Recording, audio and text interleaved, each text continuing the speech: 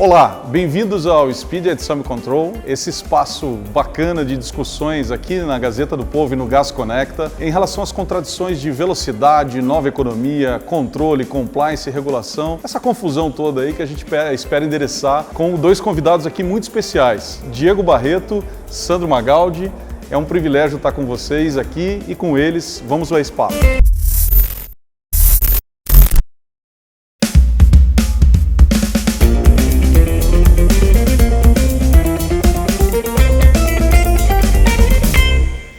A gente se apresenta na comunidade normalmente de governança com eu sou a pessoa tal e eu ajudo as pessoas a. Então eu vou rapidamente conectar aqui com esses meus amigos e perguntar, e aí Diego, você ajuda as pessoas a quê, cara?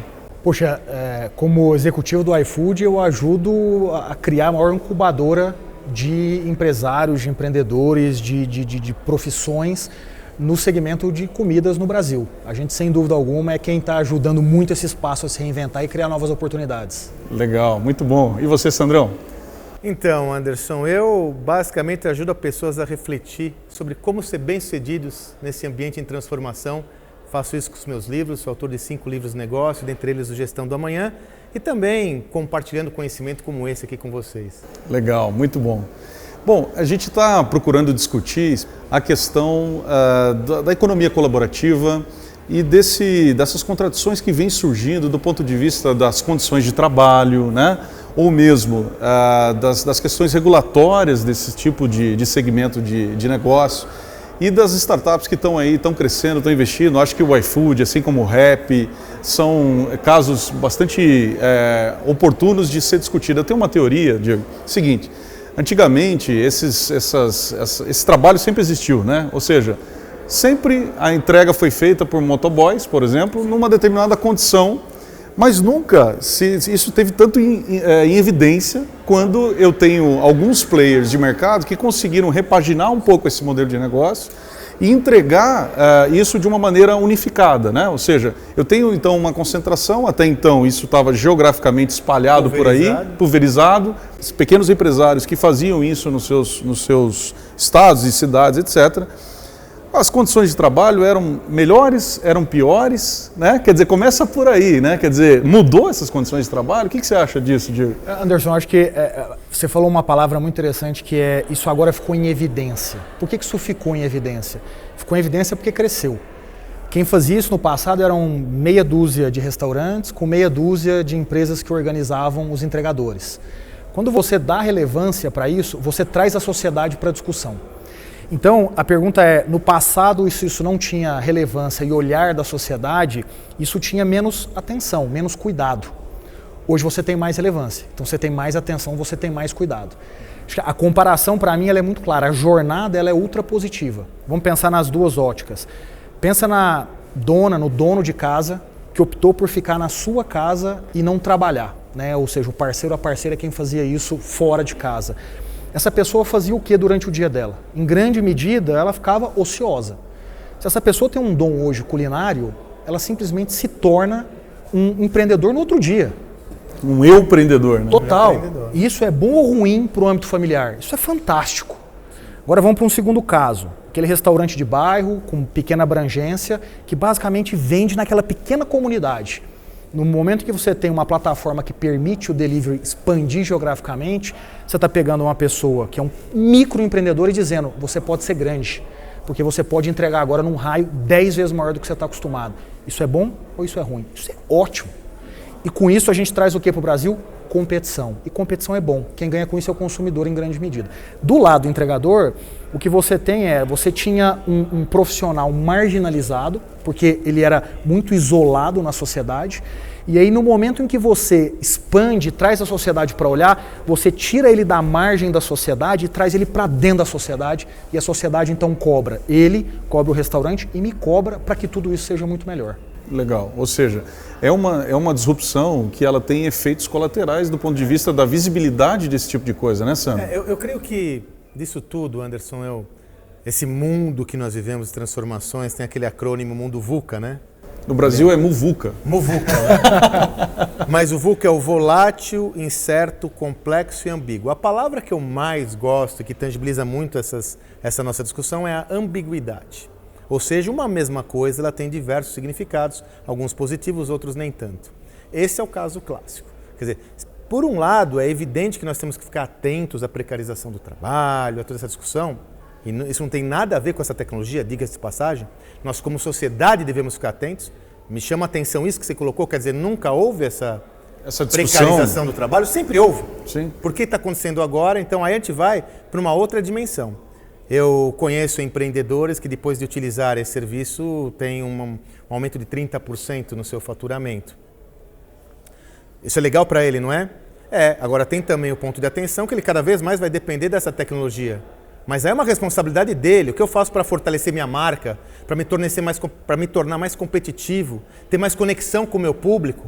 Dessa forma, o que eu vejo é que as discussões que são colocadas hoje são absolutamente naturais, porque representam um novo mundo que nós temos de nos preparar para lidar com ele. Eu como empreendedor, eu como consumidor, eu como cidadão. Agora, para mim está claríssimo que no cômputo geral, os benefícios são muito maiores do que os malefícios. Porque o Diego não colocou uma outra conotação, que é o seguinte na sua conta. E o consumidor? Eu tinha lá a minha opção de eu buscar, sei lá, no telefone, na internet, 2, 3. Hoje eu abro o aplicativo, eu tenho 500 opções, a hora que eu desejar, como eu desejar, no preço que eu quiser.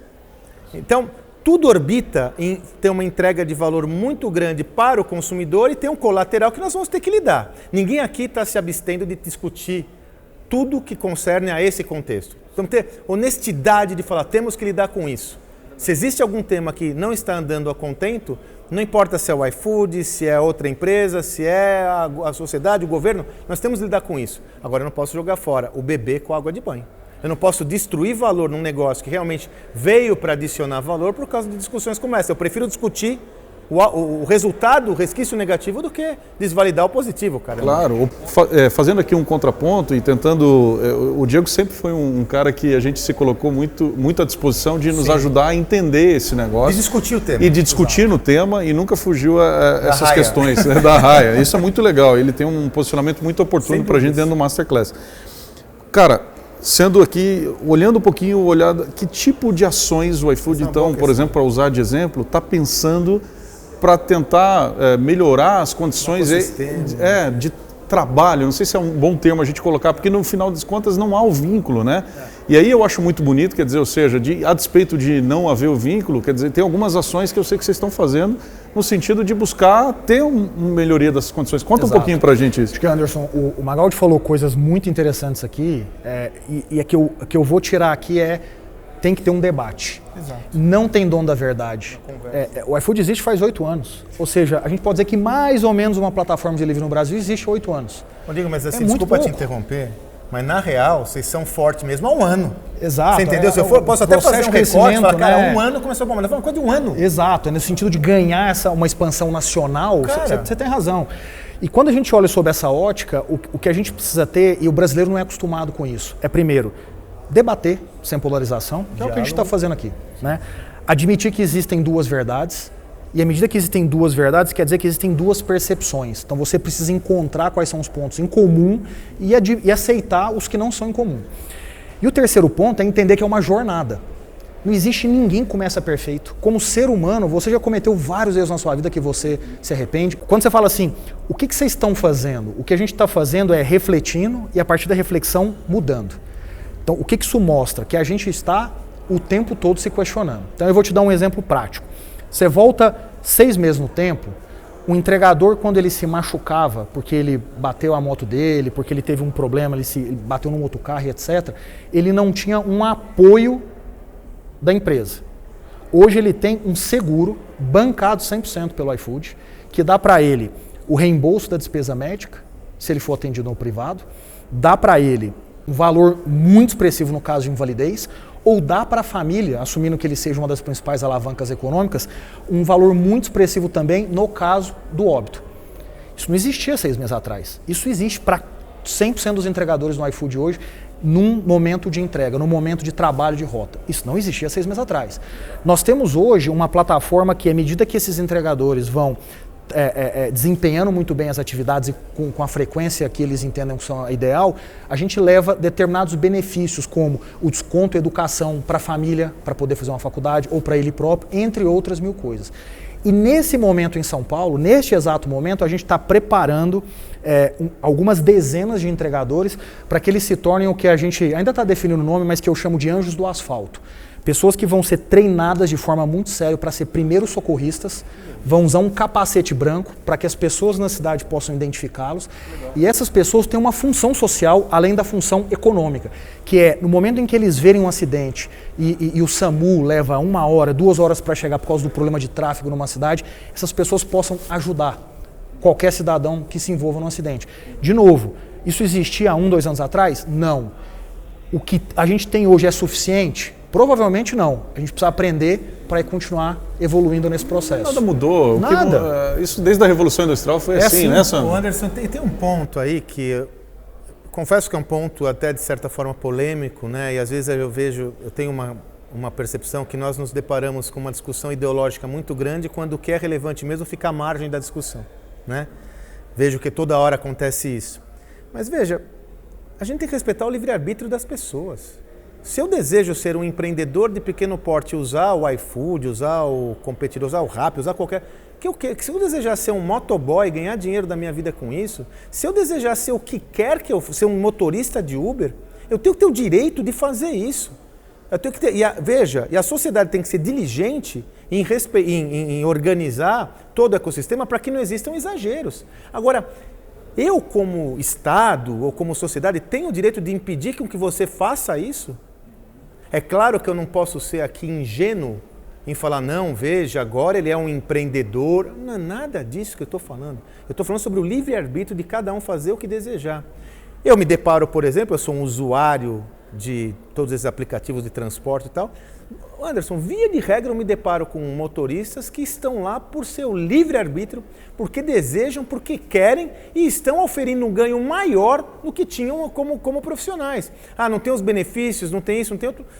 Não tem. Vamos cuidar disso? Vamos dar uma olhada em opções para que ele tenha essa perspectiva? Será que a liberdade dele de fazer o que ele deseja? Cara? Será que é o caminho, né? A gente discutir esses novos modelos de negócio sob o prisma da concepção que nós tínhamos de regulação, de trabalho que existia até então? Anderson, não é meio paradoxo? Eu acho que e é natural, né? Acho que faz parte dessa evolução.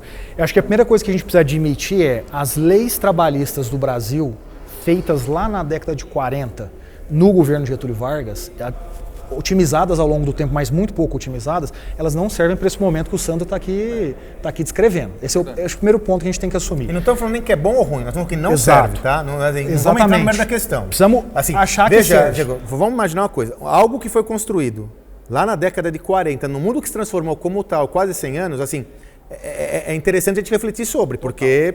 Né? O segundo ponto que o Sandro falou que é importante é a polarização. Não dá para ter essa discussão de forma polarizada. Então, eu não posso falar com duas pessoas e falar, porque eu falei com essas duas pessoas, essa é a média de tudo. Não pode. Essa é uma discussão séria para ser polarizada. E o terceiro ponto hoje já existe no Brasil, eu não estou dizendo que está perfeita ou que tem que ser essa para o resto da vida, figuras que são interessantíssimas sob a ótica da precarização do trabalho. Então, por exemplo, um prestador de serviço lá do Uber ou do iFood, ele pode ser MEI, né, um microempreendedor individual, para poder prestar esse serviço. Assim como ele não pode, é uma decisão dele. Se ele for, ele paga uma taxa pequena por mês e ele passa a ter garantias fundamentais que eliminam a precarização. Por exemplo, você tem o licença maternidade para a mulher, você tem o INSS, entre outros benefícios. E aí você adiciona isso, eu nem vou chamar de benefícios, direitos. Você adiciona isso, os benefícios, como esses que eu mencionei aqui por parte do iFood. Olha, é um pacote que faz sentido. Não estou dizendo que a gente não pode discutir e adicionar outros, que o Estado não tem que contribuir com algo, ou as empresas. Mas veja, quando você pega essa figura da MEI e soma esse benefício privado, ele não é extremamente distante de uma figura de um CLT. A grande discussão que falta aqui é a discussão da aposentadoria lá no longuíssimo prazo. Que é uma discussão da sociedade. Total, não é uma discussão minha como empresa, eu sou parte da discussão. É um preço que a sociedade está tendo que pagar. Exatamente, e o Estado vai entrar nisso, o Estado está aprendendo isso, independente do governo que for, ele vai ter que trabalhar para ajustar isso. Eu tenho uma visão um pouco específica sobre isso, sobre que trabalho a gente está falando. Quer dizer, a precarização daquele trabalho anterior, da minha geração, da geração dos meus pais, pode ser, mas esse trabalho ainda existe? Essa é a grande discussão sobre que trabalho nós estamos falando. E aí não vale você se referendar sobre uma realidade que não é execuível para a maioria da população. Então eu arrisco a dizer que nem é só a precarização do trabalho, mas é uma substituição de uma nova lógica que vai muito mais numa linha do empreendedor individual do que do trabalho tal qual nós conhecemos. Você tem toda a razão e eu dou um passo atrás para ser bem Caxias aqui. A teoria econômica diz o seguinte: um Estado, para enriquecer, ele precisa competir internacionalmente. Para competir internacionalmente, você tem que ter produtividade. Para ser produtivo, você tem que ser barato. Nós não podemos encarar a discussão da CLT como algo que só protege se ela torna o Estado brasileiro improdutivo, porém não compete, porém não traz divisas para dentro. Veja, eu não estou dizendo que a gente não tem que ter a CLT. E nem tem as proteções, não é nada De disso. forma alguma, a gente só tem que achar as gradações corretas. Então, o governo Michel Temer, ele trouxe, há anos atrás, a figura do contrato intermitente, a figura da terceirização, entre outras coisas. Isso é um avanço. Isso alterou radicalmente os direitos de quem tinha aquele trabalho que não previa essas coisas? Não. Agora, precisamos de outras formas? Sim.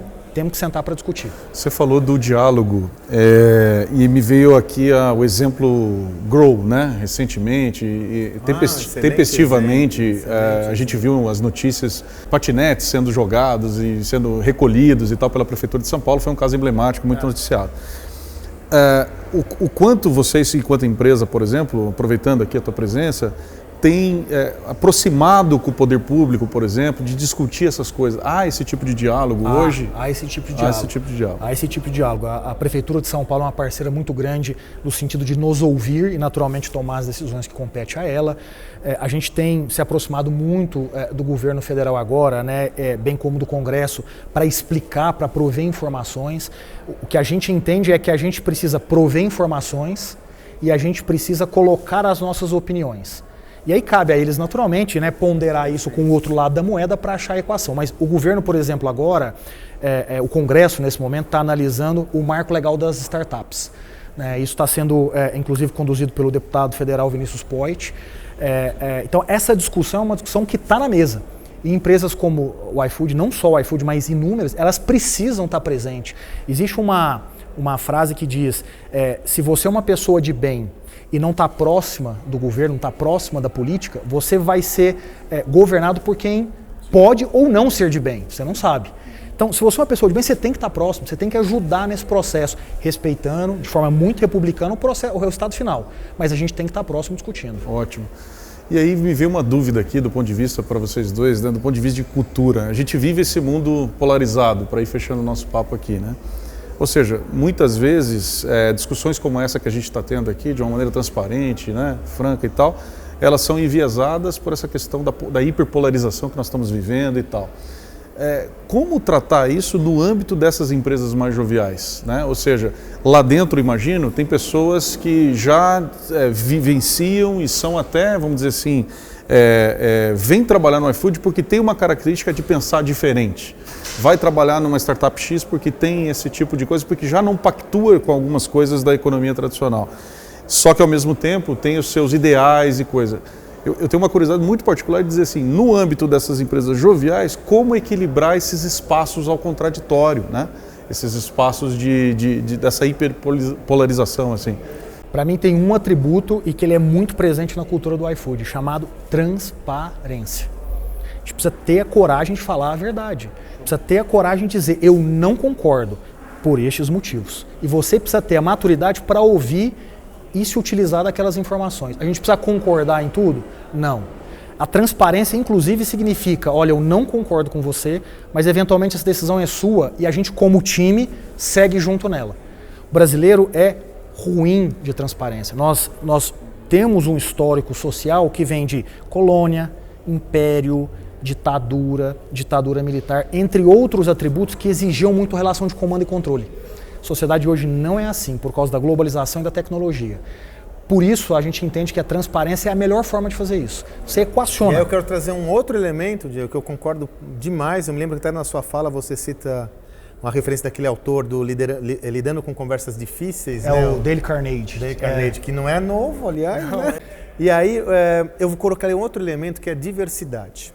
A gente discute muito a diversidade em termos de gênero, que tem que ser discutido, em termos de raça. Agora, a essência da diversidade é a diversidade de pensamentos. Uma empresa diversa não é apenas uma empresa que cumpre as suas obrigações legais de ter a diversidade de N etnias no seu negócio. Uma empresa diversa, de fato, é aquela que dá espaço para o pensamento diverso. Por isso que é tão importante nós termos diversas pessoas, de diversas origens no nosso negócio. A diversidade, aceitar a diversidade pressupõe que nessa transparência a sua opinião é diferente da sua e eu entender que é só isso. Não precisa brigar, né? Quando eu entender que a minha opinião, uma opinião distinta da minha é só uma opinião e que eu tenho que respeitar, é o começo da abertura e da transparência para a discussão. Então eu creio que um dos pontos fundamentais desse novo pensamento que está derivado dessa nova economia é aceitar a diversidade como uma forma de crescimento para a organização. E ali eu vou finalizar minha fala, Anderson, com um papo, assim, papo reto. Ser diverso é importante por todas as questões sociais, por todas as questões republicanas, democráticas, mas também é importante por causa do negócio, porque os meus clientes são diversos. Se eu tenho uma opinião só, eu não vou respeitar a opinião do cara que mais me importa, que é o cliente. Então, essa discussão ela é uma discussão muito maior do que uma discussão de negócio. O que é Som Control para vocês, né? Que é a nossa tese. De tudo que a gente falou, transparência, né? De diversidade, da questão de ter abertura com o governo, de estar lidando com isso, tratar isso com, talvez, com naturalidade, né? Com maturidade e com naturalidade, né? O que vocês acreditam que é Som Control dessa nossa dicotomia de estar buscando alinhar velocidade e controle? Some Control para mim é você ter políticas e processos que eliminam grandes riscos, grandes exposições. O resto é contratar pessoas certas, pessoas com comportamento perfeito, pessoas que conversam, que respeitam diversidade, que têm transparência. Se você não contrata isso, o que você precisa fazer? Criar política para tudo, inclusive para decidir se você tem que comer a R$50 ou a R$55 quando você representa política de a empresa. remoço. Animal. Excelente, cara. Excelente. Belo insight. Sandrão, o que é Some Control? Para mim, Some Control é você ter a velocidade para confrontar o status quo, a velocidade para confrontar todas as certezas advindas de um pensamento tradicional nosso, num mundo que está mudando mais rapidamente. É você ter a coragem de confrontar todas essas verdades sem perder a sua essência, os preceitos básicos que vão lhe levar ao caminho mais ético, correto, enfim. Né? Aconteceu um negócio muito engraçado, quando nós fomos para o Vale, um dos nossos interlocutores, nós perguntamos sobre compliance para ele lá nos Estados Unidos. Ele nos olhou e falou, compliance? Mas tem compliance? Não, aqui é o seguinte, a pessoa faz alguma coisa errada e ela é presa. Então eu não preciso pensar nisso. Então assim, velocidade, né, com alguma direção, mas sobretudo ancorado na sua essência, que aí não tem erro. E pessoas certas. Pessoas certas. Gente, excepcional o papo aqui. Sandro, obrigado. Diego também, muito obrigado. É isso que a gente quer tentar proporcionar nesse canal Speed and Some Control. É tentar proporcionar as discussões sobre as contradições de unir velocidade, ética, governança e todo esse conjunto nesse mundo novo aí de negócios super rápidos. Muito obrigado pela audiência. Fica com a gente aí. Um abraço.